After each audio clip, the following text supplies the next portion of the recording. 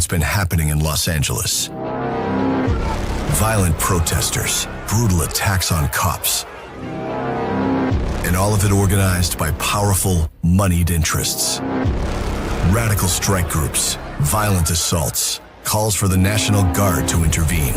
It's past time for strong measures to hold these terrorists to account, to arrest the ringleaders, to bring an end to the violence and looting. Oh, wait, did I say Los Angeles? Actually, it was Washington, D.C. just a few years ago. An attack instigated by Donald Trump, an assault organized by his enablers and supported by White House staff. Today, Trump is using the military to attack American citizens who are protesting his policies. He's called out the National Guard and the Marines, promising to attack Los Angeles as though it were Fallujah. January 6th insurrectionists got pardons. LA protesters get bars.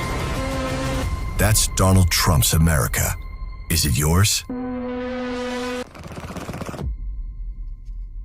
What's going on, everybody? Welcome back to another episode of The Voice of Reason. Today's all talking about protesting. We have another protest coming up that we wanted to talk about, organized by 5051. We actually have one of the members of the national leadership team, John Flood, coming on the show today as a guest.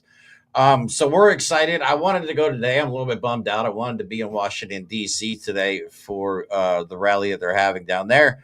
But unfortunately, I just was not able to go. However, I will be in my state capital on August the 2nd. So this would be the Rage Against the Regime event that is happening. There is going to be protests. I know, right? Protests nationwide. The one in Harrisburg. Specifically, if you're in Pennsylvania, we'll be at 501 North 3rd Street on the Capitol steps again, I believe, where my funny. first protest. It's the 5051 protest, and the location of yours is 501. Right? Is perfect. So we have lots to talk about today, and we're going to focus on the big picture here. Why are we protesting? What's the purpose of protesting? And is it working? Because we've talked about that a lot. Mike and I have tried to vent our frustrations here. Sometimes even we feel like, protesting maybe just isn't enough because it doesn't seem like anybody's listening a lot of these times. However, you could tell that it's been a powerful movement, and more and more people are starting to participate. It's not slowing down. Right. And in ways that are hard for us to accept as real, it is working. The reason is because they're pushing harder. They're getting more violent in their language. They're getting more extreme in their language. Mm-hmm. It isn't something that you protest once, even if it's in all 50 states, and it's over. You have to show the relentless attrition of continuing to show up on the streets and speaking out towards tyranny. And that's what we're doing, and that's what we got to keep doing. Yep. I believe my first protest was the 5051 protest in Harrisburg back when it was freezing cold out. I can't remember if that was March or April. I don't remember. I don't either. Well, John will know. But what is 5051? I have a clip real quick of Rachel Maddow on MSNBC because it's caught national news attention.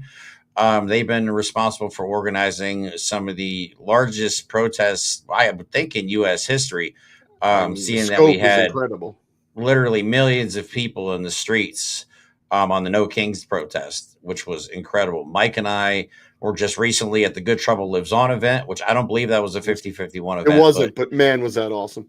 Oh my God. Yeah. It was one of the most powerful things I've ever witnessed in real life or just, on the internet, just watching people I've never understood the term silence is deafening until that day. Like the silent, when they did the sit-in, we surrounded ICE to the point where the cops actually got involved and stood between us and the ICE building. There were so many people. And then they just sat down in silence. And it was like, wow, the cops didn't know what to do. You could tell on their faces. They had no idea. And we were mentioning. Wait, is this a threat? They're sitting down and being quiet. We don't know what to do. We're paying. What do we do? We were trained for this. Do we shoot them? Yeah, and Mike and I were I felt honored to be able to experience it and cover it all at the same time on our channel. I don't know if that happened yet, Brina. Sorry to interrupt, Jeremy. Let me take a look right now. Oh, yeah, we don't know yet. That's something that was why I was in a pissed off mood the other day. I did not want to talk about it anymore. I'm so tired of talking about this whole Epstein thing. But anyway, getting back on topic, what is 5051 and what is it all about? Let me have Rachel Maddow explain it real quick, and then we'll bring John on to talk more.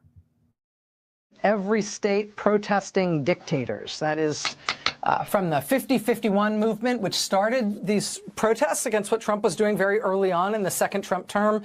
Remember, 5051 comes from them organizing 50 protests in 50 state capitals all on one day. That's what 5051 stands for. But it's them and Indivisible and basically everybody else jumping in together tomorrow in support of these protests. Tomorrow is expected to be the largest day of protests that the country has yet seen since Trump has been back in office. And it looks like it's going to be a really big day. If the number of protests planned actually does happen, and the number of people who have said they're going to show up, then we are easily looking at hundreds of thousands of Americans who are going to be taking part in nonviolent anti-Trump protests tomorrow. More than 1,200 separate protests are planned tomorrow in all 50 states. And that was for the hands-off protest. It was even larger for the No Kings Day protest. John, welcome to the show. Again, John is part of the national leadership team for 5051. He is also a Navy veteran who has served in quite a few interesting places, you were telling me before the show. So we can talk about that if you want. Welcome to the show, John. It is nice to have you on. Oh, thank you very much, Jeremy. Appreciate it. Appreciate you guys having me here. Yeah, no problem. I'm glad we finally were able to reach out and get in touch with you. So I've been wanting, cause one of the big things that we do on the show is we like to live stream as many protests as we possibly can. I think I've live streamed at least 10 this year so far. Yeah. Just because when we go, we don't ever see the national news. Like they're just non-existent at these places, so we almost feel obligated to do. Well, they don't want to get sued by dear leader for showing the truth that speaks out against his power. But right. So, how did you get involved in this? How did you decide one day that you're going to help organize protests against the fascist regime that Donald Trump is currently running? Sure. Well, I'll kind of give you a little bit of background. So, do it.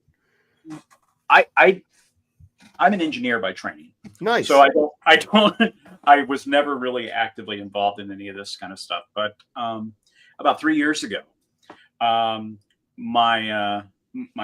read a newspaper article about my son's school, and it was some lady who wanted to ban a bunch of books. Oh boy! Of course. And so I was like, "What?" And so I decided, I went to the school board meeting. I spoke out. I said, "Hey, look, we shouldn't be banning books. This is what we fought for. The freedom of the press, freedom of speech, being able to make decisions for yourself about what it is you want to read. And to telling the parents, if you want to be a parent, be a parent. If you don't want your child to read a book, don't tell them don't. Shocking concept, a lot of people." But what I found out later was that this lady was running for school board. And so I'm like, oh my God. So I decided, you know what, I'm going to run too. So I ran for the Cumberland Valley School Board as a write-in candidate. We knocked on myself and another lady who I call my adoptive grandmother. She is a 79-year-old breast cancer survivor. We knocked on over 2,000 doors talking to people. And she was probably pushing you to keep going. She was. she had so much energy. It was incredible. And, we didn't win. But one thing that we did is we galvanized our community. We had people start showing up at school board meetings to talk about these issues and to take a stand. Then when the school board about a year later decided that, you know what, we've got Malik Pancholi, an author who is a gay gentleman. They decided he gives talks about tolerance and anti-bullying important messages. Yeah. Our school board decided to ban him. So we rallied as a community, and they had to call a special session. We had the session in our high school auditorium because there were so many people, and we spent almost 5 hours talking to the school board and telling them, don't do this. And we ended up getting them to reverse that decision. So, it tells me that grassroots activism is how we can really make a change. And, that kind of got me to running. The Democratic Party asked me to run for Pennsylvania State House because they thought, well, you make a great candidate. Turns out I don't.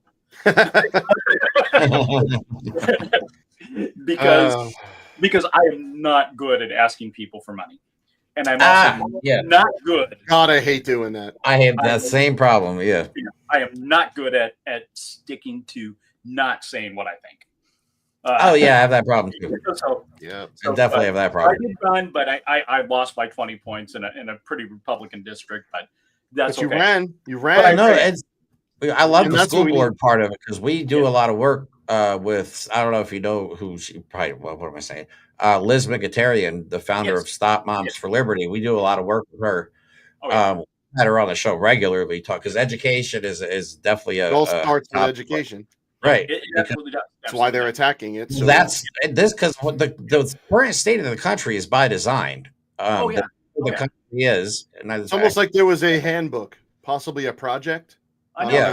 Right. But it's just it's by design. They get people as ignorant as possible, and then they obviously force a lot of propaganda on them, and people believe it, especially with social media now. And AI videos getting as good as they are. I mean, it's getting a little scary out there. But educating our youth is definitely an important step to reversing what's happening right now. One thing you said that I think is in line with what we're doing, is in line with what the Republicans did to get us to this point, is galvanizing the communities. The school board level part of our country is where the attack has been going on for several decades. Okay. And once they got everyone to understand the language they were using, they went on full attack to protect the children from the name your fear. And we now have seen a pushback from communities against these people. My local school board voted in a MAGA lunatic 3 years ago. And this past one, she got her ass handed to her, was kicked to the curb.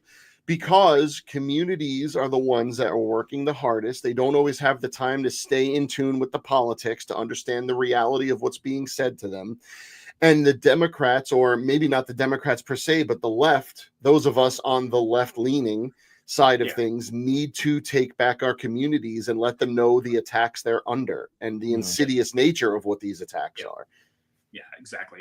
And I think that's kind of what kind of got me into this. And so after the November election, I really was kind of downtrodden. I mean, I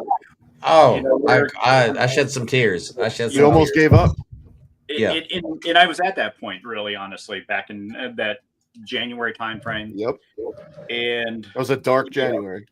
And then when they started saying, okay, we're gonna cut your VA benefits. We're gonna start making 83,000 cuts to the VA. Which is where why does it always start with the VA? That's where I get my care from. And people can complain about the VA, and as a veteran, I will tell you, it's not perfect and it needs work. By design. But you don't cut 83,000 people exactly. to make it work, No. And so I decided, look, I cannot sit on the sidelines. And so, we organized a little march over at the Capitol the day before a protest that for 5051, I believe it was the March protest that you were talking about. Yeah. Where it was cold.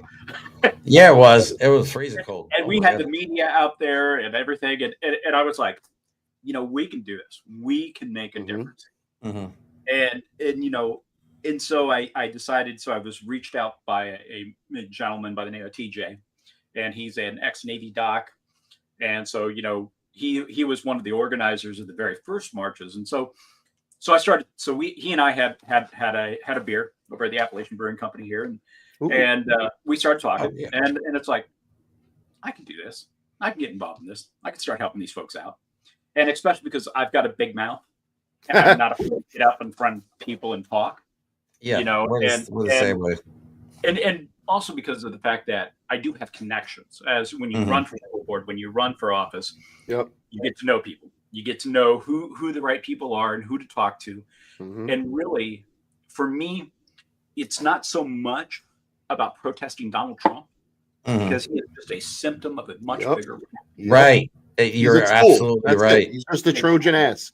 And so for me, it's getting, the fight for progressive values. It is fighting for, because when I ran for office, one of the things that I talked about, I met so many young people. These were 25, 26-year-old folks who are working along all these warehouses. And I know, if Jeremy, you probably know this, to go along the 81 up here in it's nothing but Amazon warehouses and all of this stuff. And so when we start looking at gas prices going up 60 cents, $1 a gallon, this has devastating impact on real people. Yep. And the Democrats for a long time have been negligent of talking about it. Right. Sat in the background and said, we don't want to rock the boat too much. Right. See, and so it's like, I'm going to rock this motherfucking boat.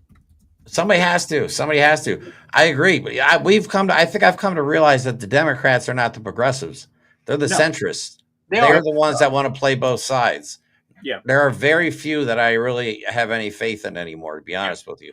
Exactly. I've lost a lot of faith in our government over these last it's few interesting months. Because, you and a lot of respect. A really interesting point, John. You talk about how, you consider yourself a bad candidate, but you have good ideas, you have good connections. And I think the problem is so many of us think that barrier to run for our government is impassable. And in many ways, with the money you need and all that, there are barriers that are difficult to overcome. But the will of choosing to run is probably half the battle. And if you don't even look at it just from a government standpoint, just from a protest standpoint, you can organize protests, reach out to people. You can organize small little demonstrations. There are so many things people can do that we just never thought of because we never had to. Now we're being forced to see what are the mechanisms to protect our democracy and protect our future. And those options are out there. So you coming on to talk about how it's a matter of, I could do this.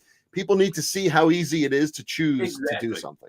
Exactly. Absolutely. And that's the thing. It's like, I had voted, I had donated money to political campaigns, but I had never thought about, I would tell people they were nuts if they ever thought I would do that. Right. But it made me realize that America is not the terrible place that the media makes it out to be. That the Republicans wanted to be. The Republicans want it to be. There are so many good people who have been left behind. Yep. Oh my God. Neglected and ignored. And this is why you get Donald Trump. Because Donald Trump says, I'm going to burn the whole thing down. Yeah, he's going to, but it's not because, but it's because we lacked the values of being able to stand up and say, this is what we really want. This is what we need. This is what people need.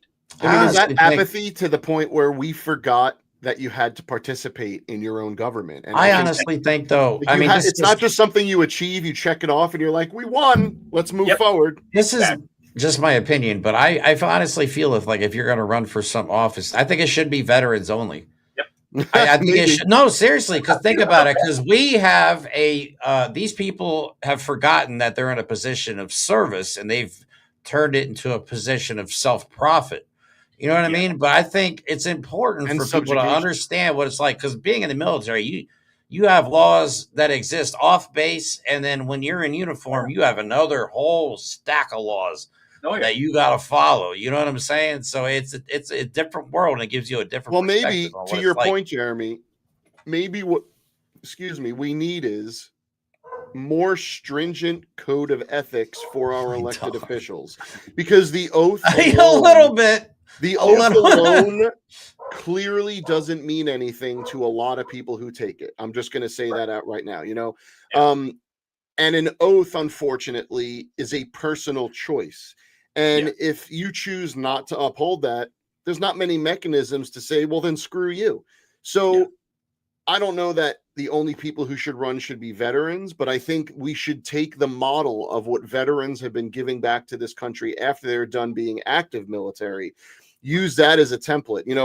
we've had people on who have been nice enough to enlighten us to the Veterans Creed, not just your oath when you enlist. You know, the Veterans Creed, I've said this since I heard it. Diana Patton from Defense of Democracy was the one that really introduced us to this. And she made me realize that that oath is far more robust and binding than just your oath of service. So that's my 3 cents.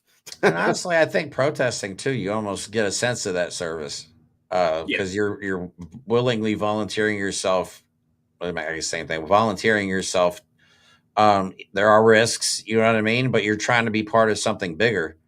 Yeah. And I think protesting is, I guess we should talk about the importance of protesting. Protesting is a way to feel linked with a cause, with a community. It does make you feel part of something. It really does. I think that's the biggest thing. I think because we've met so many amazing people as a result of protesting. We've met influencers. You know what I mean? We've had so many different people on the show from different organizations. I've said it. The amount of veterans that I've met that have single-handedly changed my mind on some expectations. That alone, the mental security that has provided me, it's one less thing I want to jump off a roof about. That's all I'll say. And I think it's nice that it's everybody kind of has the same frame of mind. Like we all have the same goal, and you know what I mean. So fascism and make a better world for people who just want to live their damn life. Is that radical? Yeah. Well, I'll share a story with you guys about one of the things that kind of triggered me was, like I did tell you in the beginning that I served and we were part of the evacuation of the U.S. Embassy in Somalia, and after the Black Hawk Down incident. But while we were there, this was in April of 1994, and at that same time, we started getting message traffic around events that were taking place in Rwanda. And as they started, seeing this was coming from Belgian peacekeepers who are in there, and you started seeing, 100,000, 200,000, 250,000, 500,000 people estimated dead in this. And the United States, we had 8,000 Marines, we had a carrier task force, and we had plenty of military force to be able to send a message and say no, but we didn't. And instead, at the end, after this was all done, we sent Marines in to Tanzania to help purify water, because not only were these people getting murdered and killed, but as they evacuated into Tanzania across the border, they were in these makeshift camps where cholera and dysentery were starting to run rampant through this. So again, another double whammy to these poor people. And so for me, whenever I think back to what does inaction do? What does inaction on our part do? It costs people their lives. Yep. And so for me, it is being there and being able to stand up and defend, that LGBTQ person who just wants to live their life and marry who they want to marry and love who they want to love. Right. It's about that single mom who serves me at Chili's when I go there with my family, so that she doesn't have to worry about how am I going to pay for my son's school lunches when the government cuts school lunch programs. How want to go to school lunch debt. We have kids that are in debt at school. Yep, exactly. That's crazy. And so when I think about those kind of things, that is the inspiration for me as to why I protest, why I take a stand, and why I say enough is enough. Man, is that just made me had a thought. The difference in people, like, I'm going to go back to the oath thing again, because you'll see where I'm going with this. You clearly took your oath as a promise of service. You look at what the right has done to service, and you could be a warrior. You could be this massive, awesome man of a warrior. That isn't what the military, in my mind, is supposed to be. The defense part of it is important, but the service part of it, to be able to have our soldiers go and just help people get clean water, the message that sends to the world is that our military is mighty but compassionate. And once you stop caring about the world seeing you as a compassionate entity, you can fall into that overbearing fascism, that military might that is just there to prove how powerful we are and do nothing else. Look at what they did with USAID. And they burned, what, 500 tons, 5,000 tons, 500 tons. They burned a ridiculous amount of food that was supposed to other countries. Burned it, or are going to burn it. They probably have by now.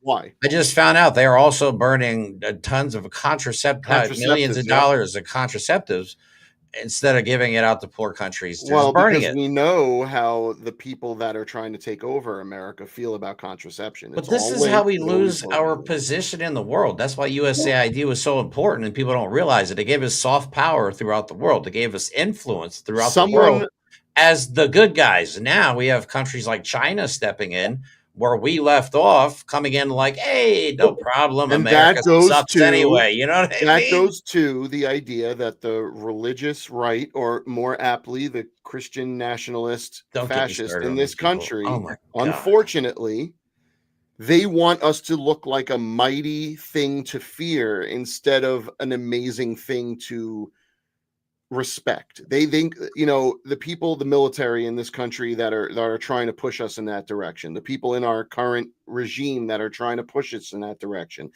they don't understand soft power because they think it's meaningless, because they think you just wave a gun. Fear is the only type of power that matters. But the problem with fear is eventually people stop fearing you. Yep, exactly. And I think it was General Mathis who said that, you can either buy medicine or you can buy bullets. Yep. So one way or the other, you're gonna be there. You're gonna be doing something in these regions because we do have to do something. And so, what is the choice? I would rather, heal the sick than shoot them. Yeah. So I guess, and the thing with I think we've all found out, for the most part, all the threats against protesters have been just that. Threat. For Mike and I have not experienced any violence at any of the ones that we've been to at all. No. We've had a couple little we've had one or two crazy people who want to come and yell and scream, and some obscene guy in a truck wants to peel his we get those in my local area. But the best part about that, we had one guy who did that here, and the Harrisburg police were right on his ass. Mm-hmm. As soon as he did that, they pulled him over. I hope they gave him a ticket. I don't know. We're too busy. But it's just. Yeah, I'm tired of seeing like they just want to portray it. They tried to anyway, and it's failing because all the violence that we've seen and we've covered on the show has been, almost all of it has been perpetuated by ICE or the local PD in the area that are participating. And honestly, like you said, there's been phases for me of this. Like, I've been coming more and more angry as this is going on. Like I said, I feel like I'm slowly being radicalized, but not in the. Here's the danger, right? You look at the potential violence that could come from our side, and in every scenario where I see violence could erupt from our side, it's from people who are like, "You stole my grandma. Is she alive or dead?" That's what I'm saying. They're expecting people and families to allow this unidentified special police to come in and steal their people and never see from them again and go, "Well, sorry, grandma, you should have got a visa in 1924. Like that they're gaslighting us into reacting to people stealing family members. Yeah, that was the one thing I think you and me both realized. I mean, I think we knew it, but I think it didn't really hit us until or at least for me, A Good Trouble Lives On, that there are people going to bed tonight that don't have a clue, not a fucking clue, where their loved ones are, their brothers, their sisters, cousins, uncles, moms, dads. They don't even know if they're alive. There are people that have been we've been reported, like, we don't even know if they're alive. Yeah, I mean, John, one of the most impactful moments that Jeremy and I had, we talked about it as it was happening. It was a feeling that was rushing over us. And we've talked about it since. I talk about this at work. When we were standing in front of that building, the immigration office in New York City, after the silent protest, people got up and they started taking flowers that were handed out in honor of John Lewis and the No Trouble. There's a history to that.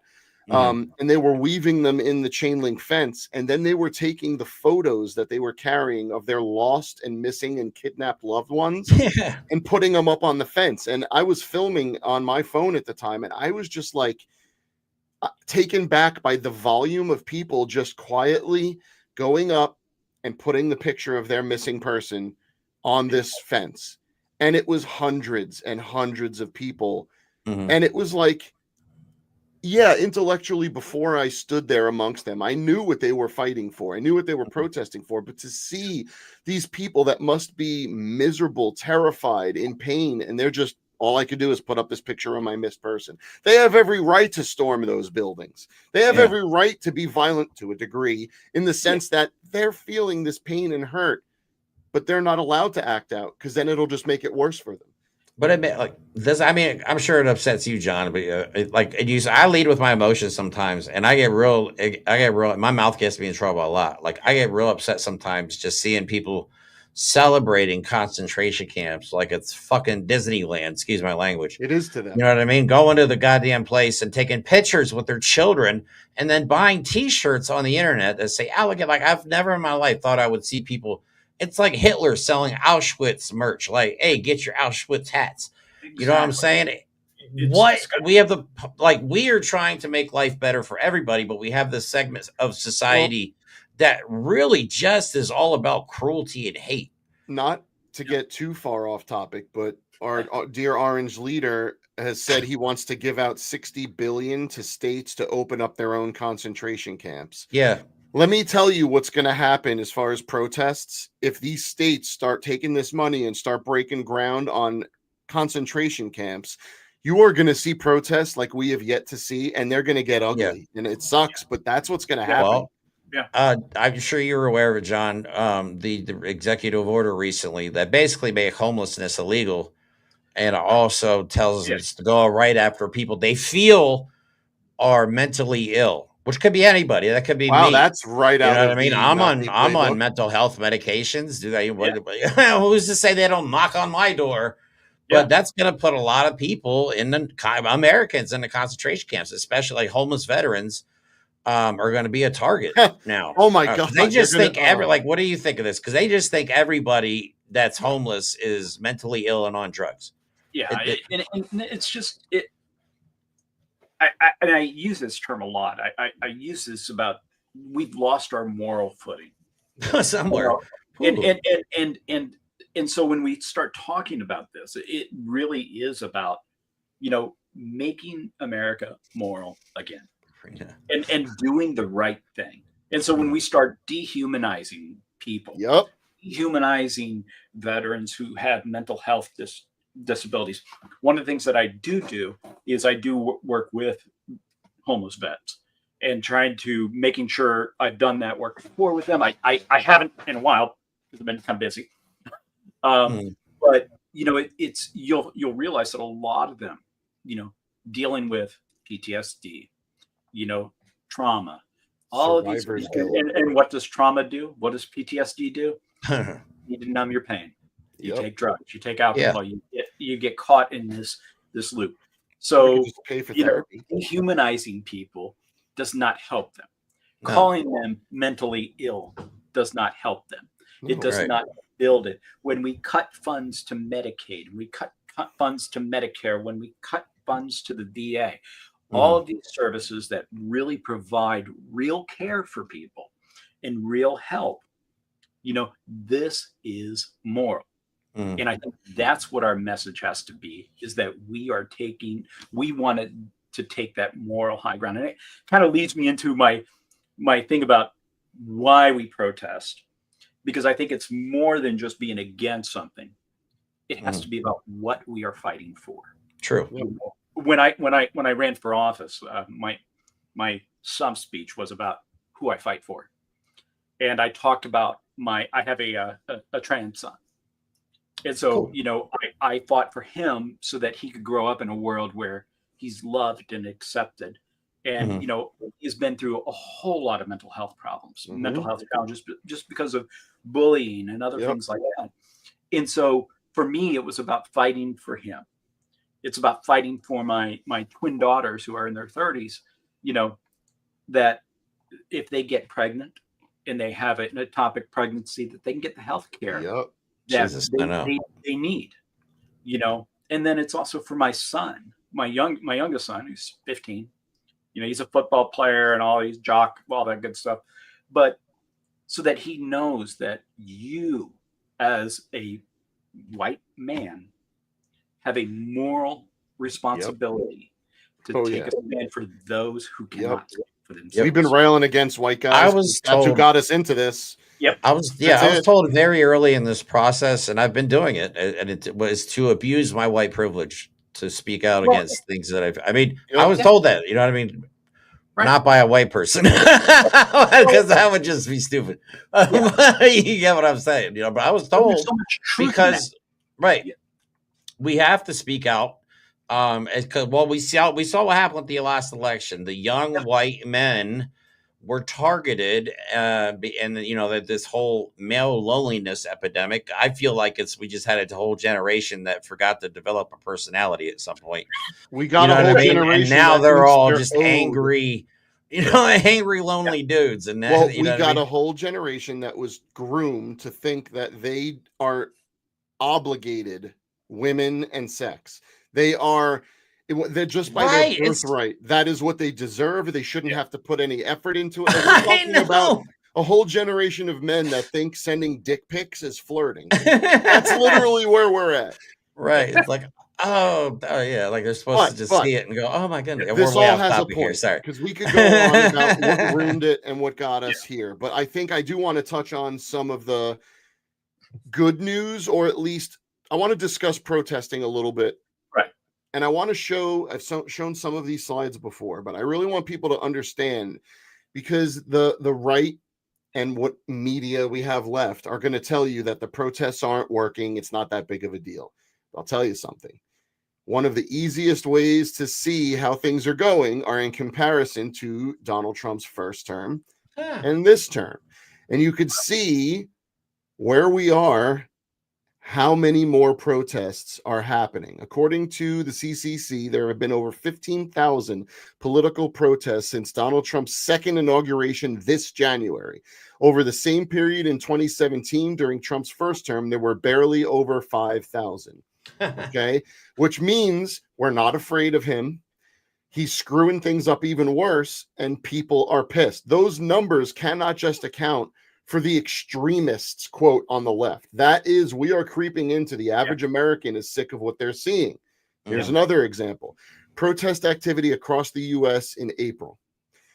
American Spring, that should ring a bell to people. How nonviolent protests in the U.S. is accelerating. Contrary to conventional wisdom, the size and scale of anti-Trump protests this year have dwarfed those in 2017, and they have been extraordinarily peaceful. Okay, they will, on the right, continually push the narrative of violence.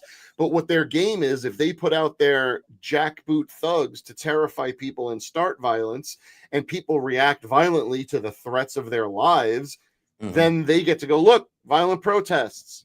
They're instigating, they're gaslighting. But in general, the protests that have been exploding across this country, like they said, the specific word is extraordinarily peaceful.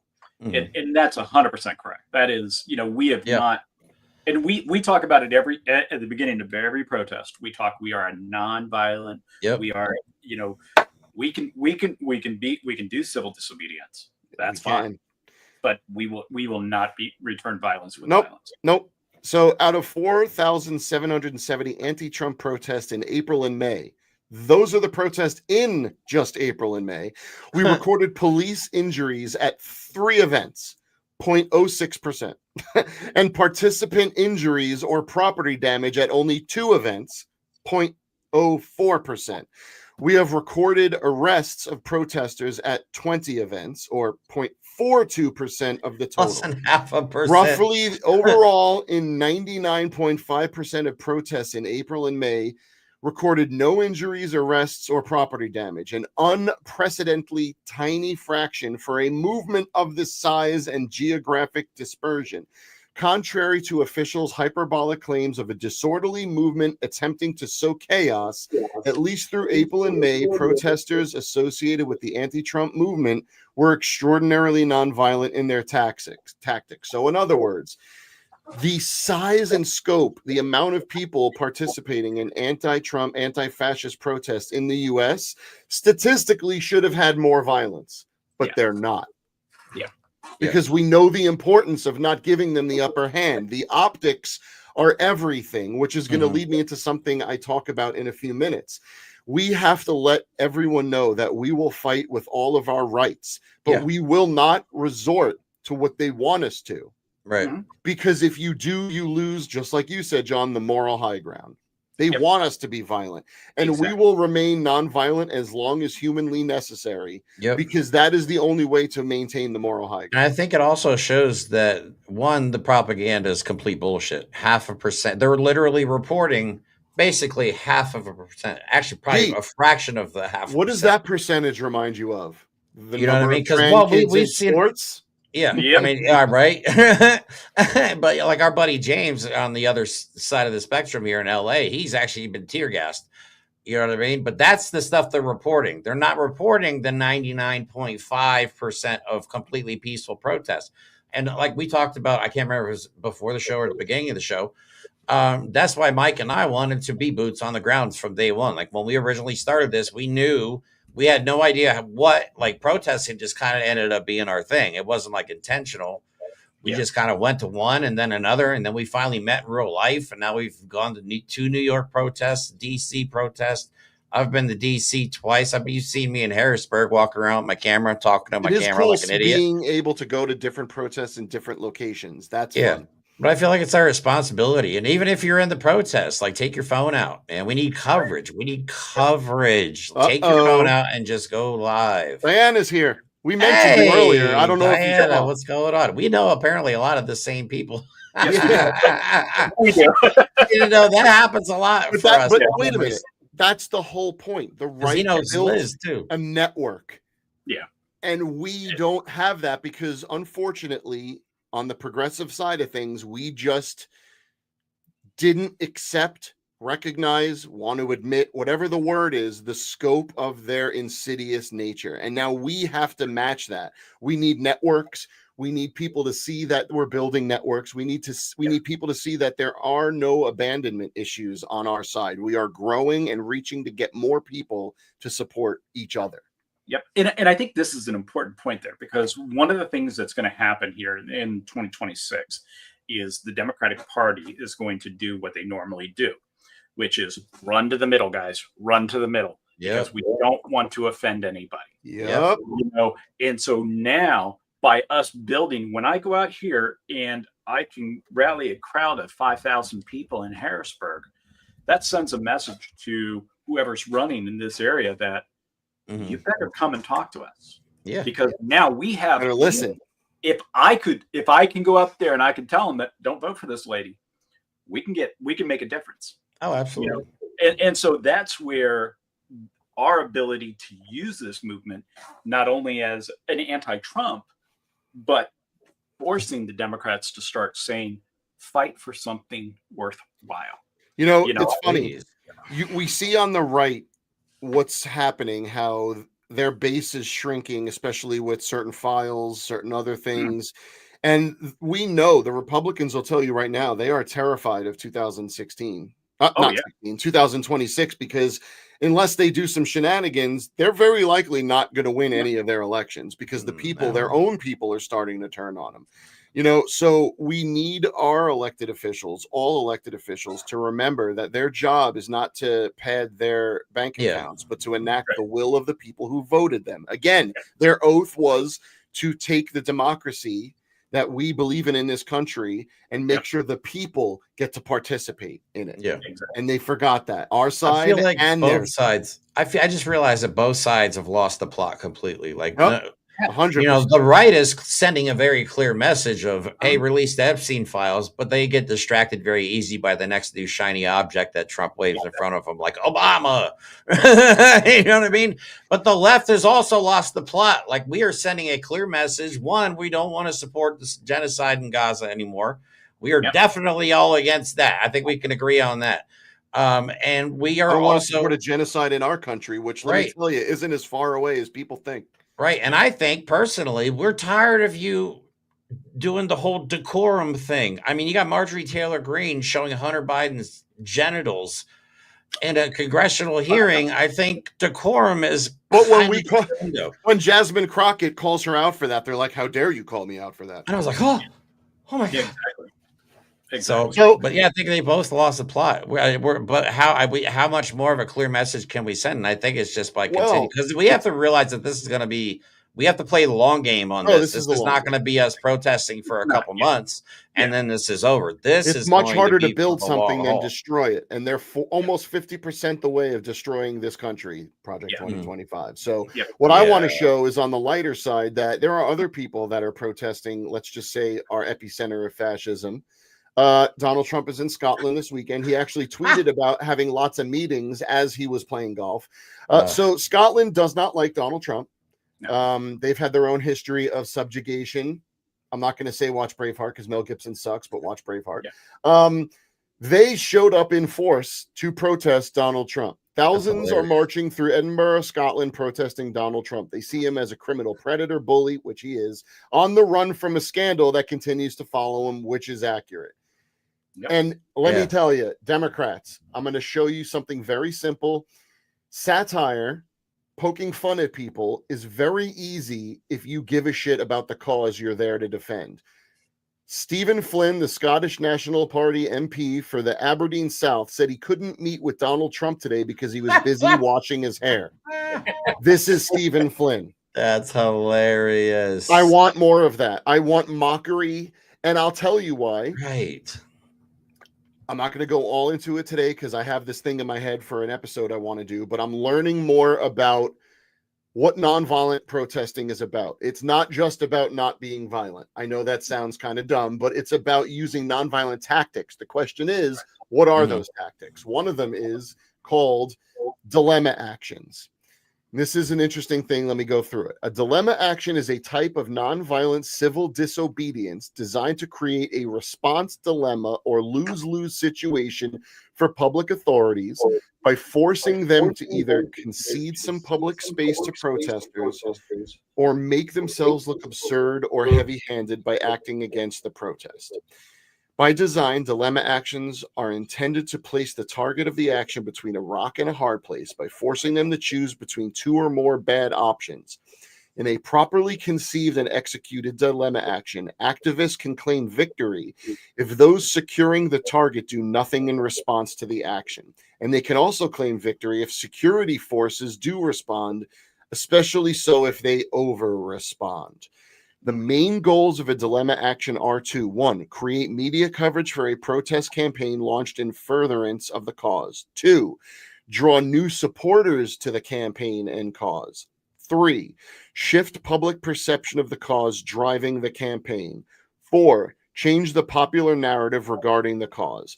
Although dilemma actions have historically been used in nonviolent struggles against oppressive governments, the concept is being increasingly adopted by activists involved in campaigns spanning a wide variety of causes that target democratic governments, companies, and private organizations, which means people are recognizing that tyranny and fascism can come in any form, even if you've elected those people. Remember, Hitler was elected. So the whole point of dilemma actions, I'm gonna put it in my frame of understanding, is to make the tyrants look like complete fools and to force them to act in a way that seems absolutely ridiculous and heavy-handed. For example, one thing that I learned from a book was a kiss-in. I forget what state, what country it took place in. The government was like, people can't kiss in public. So a bunch of people organized and they kissed in public. It was called a kiss-in. What is the government going to do? Beat the shit out of a bunch of people kissing each other? Yeah. Well, it was like the one we did, where everybody just sat down in silence. It was like the Exactly. cops The were whole just looking point around like, is, ironically what? enough, people will listen if your message is quiet, subdued, and actually funny. Yeah. Mhm. And that's what I think we need to embrace more of. Make fun of these idiots. Yeah.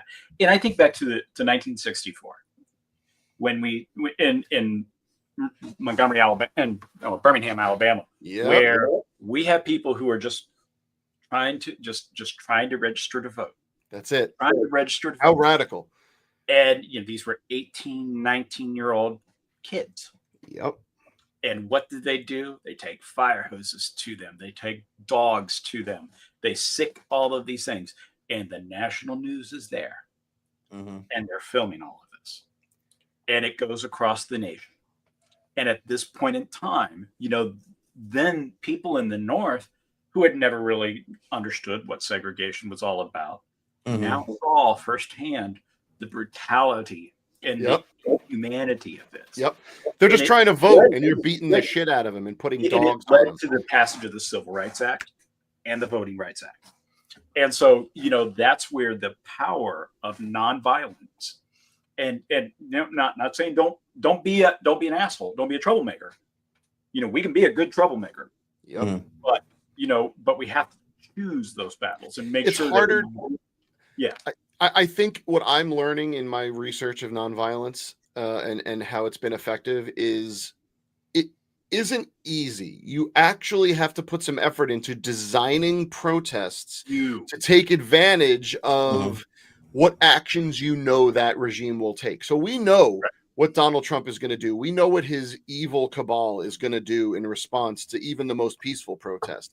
We could make fun of that. And what I think we got to do is we got to start designing our protests more joy, more hilarity, more mockery, and as peaceful as possible, because at some point when they beat down and crack down on people just making fun of them, it's going to look as dumb as it is. Yeah, we had flowers and people blowing bubbles at the last protest we were at. I was like, when's the last time you saw the right even smile at any of their events? You know what I mean? It's all about hate and anger and being pissed off, and I don't know why I'm angry.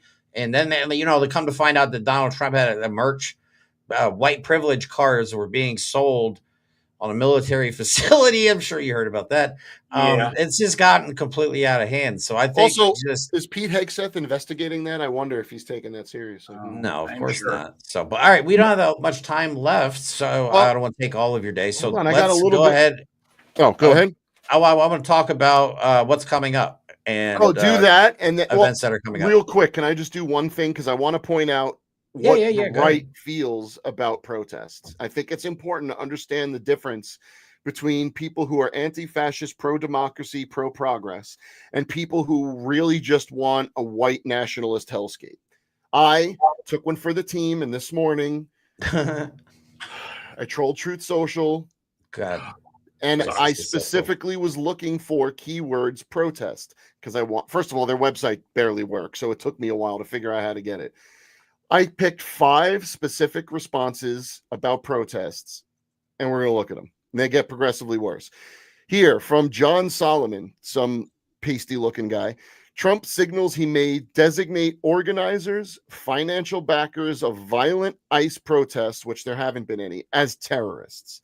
So we know there have not been violent protests against ICE in the way they think it is. ICE is coming in and doing illegal, mean shit to communities, and communities are defending themselves. But so they want to make anyone who helps an anti-ICE protest, by the way, if you do that, we're just going to call it something different, you assholes. But anyway, Gator Rebel, whoever the hell you are, doesn't even have a picture on their profile. When the assholes show up to protest ICE, when the assholes show up to protest, ICE should hire the Hells Angels to guard their headquarters. So what they're saying is we should hire I love the grammar from the right. I do. Yeah, it's the best. Yeah. I can't even read their stuff because my brain doesn't.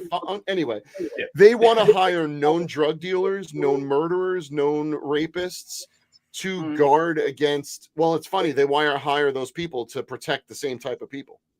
Yep, exactly. All right. Here's it getting worse. Stop violent protests before an ICE agent is killed. While ICE is doing a roundup, the area should be under, quote, they think they're being smart here, temporary martial law.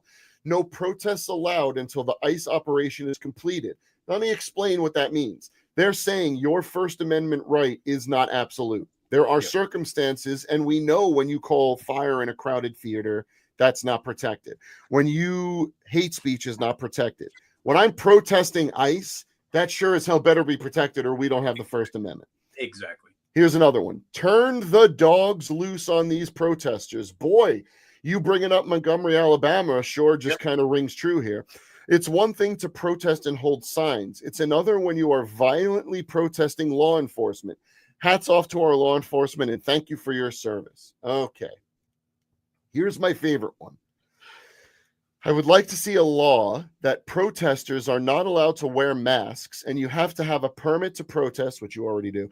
And everyone has to put their name and address on the permit to be in the protest and be issued, if they, whatever that means, they are able to display a protest. So what they're saying is if you want to protest, you have to put your name and address on a list that's going to go to the government. That is the most right-wing talking point. I hate the government thing, and they're telling you to do it, right?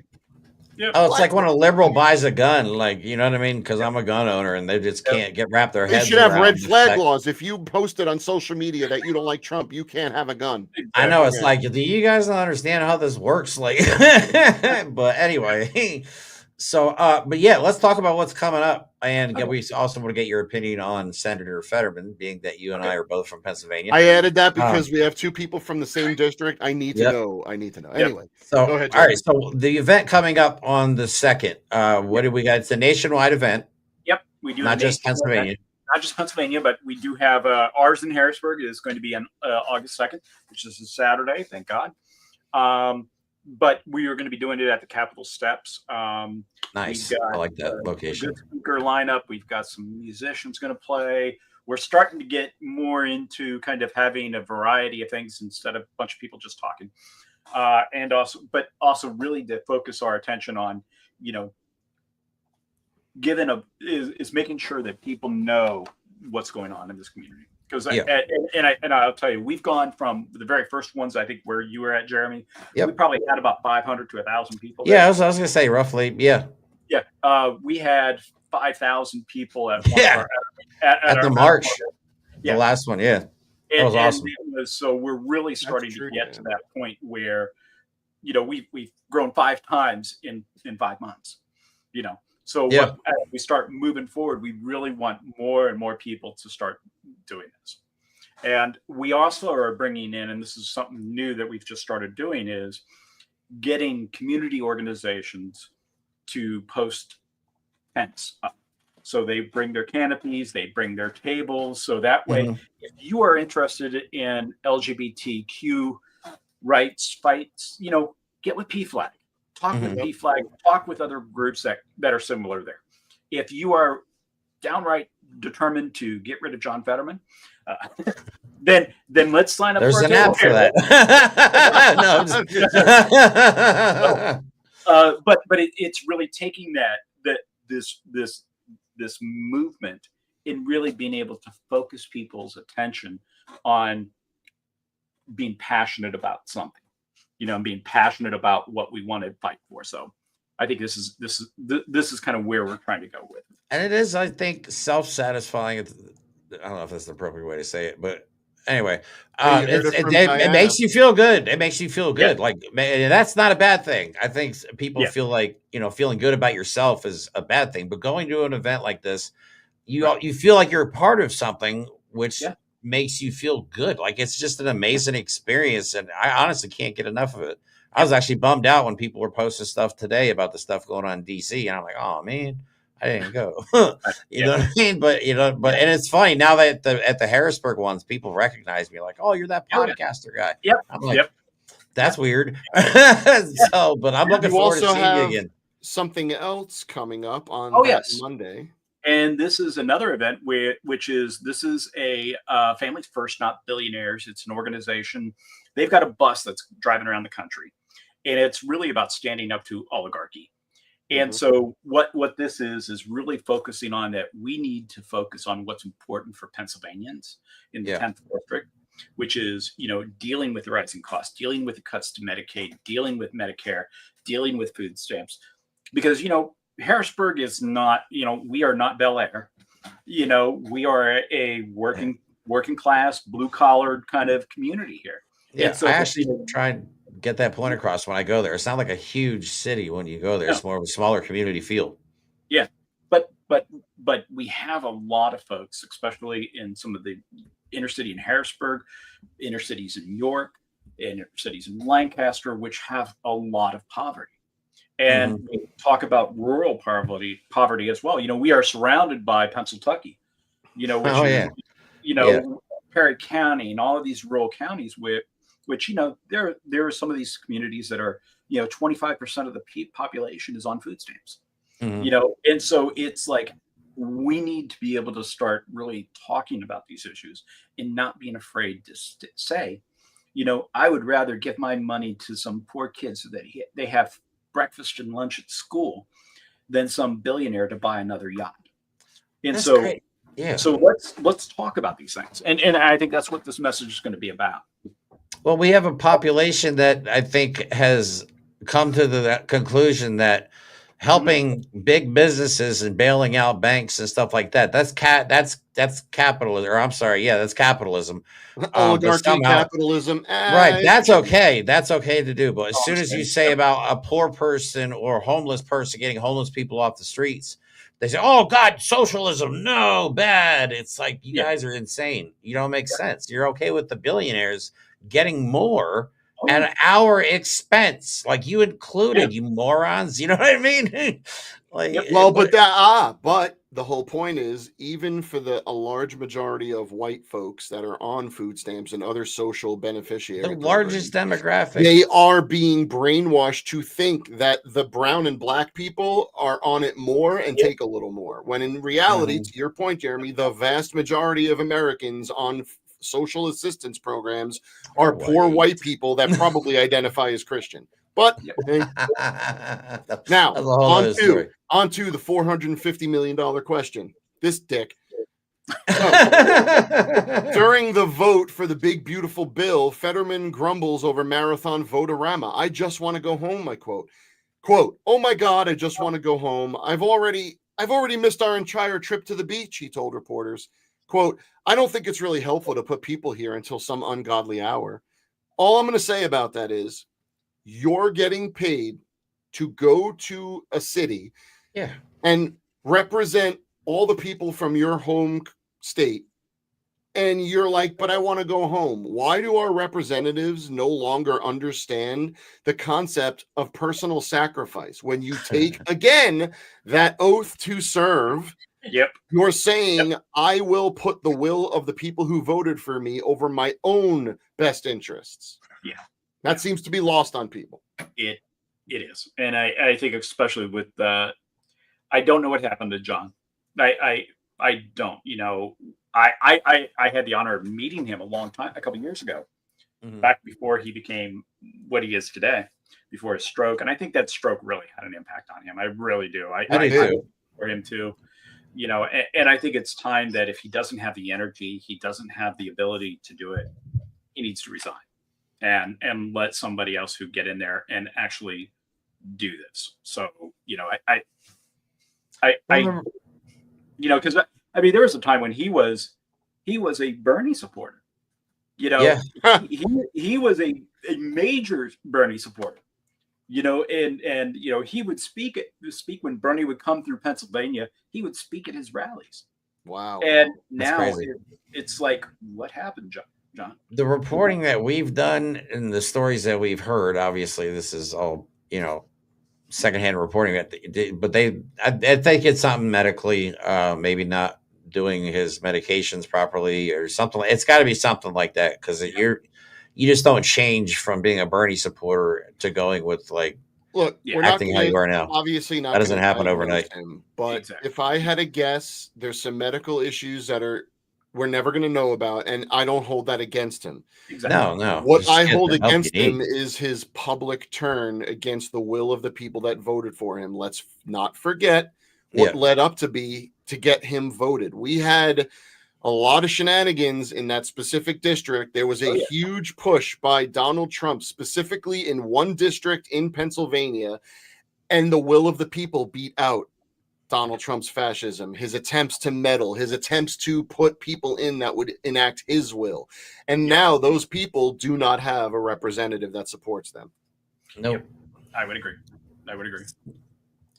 John, thank you so much for coming on today. I appreciate your time. I And look forward. Thank you, and thank you guys so so much. much. I just want to say what your comment is. Everyone has the right to be stupid, but some of you are abusing the power. Right. You It's could going a little not. too Like, far. it's funny that the reson that rings so true to me is I've always said, as someone who has very particular opinions, I'm atheist, I hate this, I like that, whatever. Believe whatever you want, be whatever you want. Just leave everyone else the hell alone. Please. It's honestly not that complicated. Right. Exactly.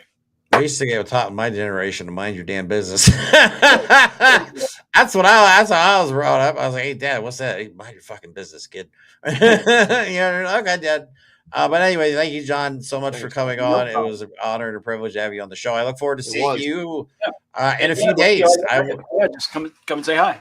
I will definitely do that, and on the steps too. I like that location. You are absolutely. We would love to have you back to continue our conversations. If you ever want definitely to talk about this is just let me know. I'm more than happy. We consider you now part of our community, and that's what we keep doing is trying to grow the community. Definitely. Exactly. Thank you so much for watching, everybody. Please like, share, comment, subscribe, all that good stuff. Don't forget, if you guys want to support our cause, we do have a GoFundMe set up that is in the link tree in the description of this video. We also, I think we had on John's link tree playing across the bottom there as well. So please get in contact with him. I'll actually put that in the comments in the post edit of the video. So if anybody wants to find out more information on what's going on with 5051, especially in Pennsylvania, please reach out to John on any of his platforms. Okay. Thank you guys so much for watching. Enjoy the rest of your Sunday. James and I will be on tomorrow again at 9:00 doing another episode of the Derp State. And then we have another special guest, somebody else I met on TikTok, coming on the show on Tuesday. So we have a lot of good stuff lined up. Have a good day. Love you all. And we'll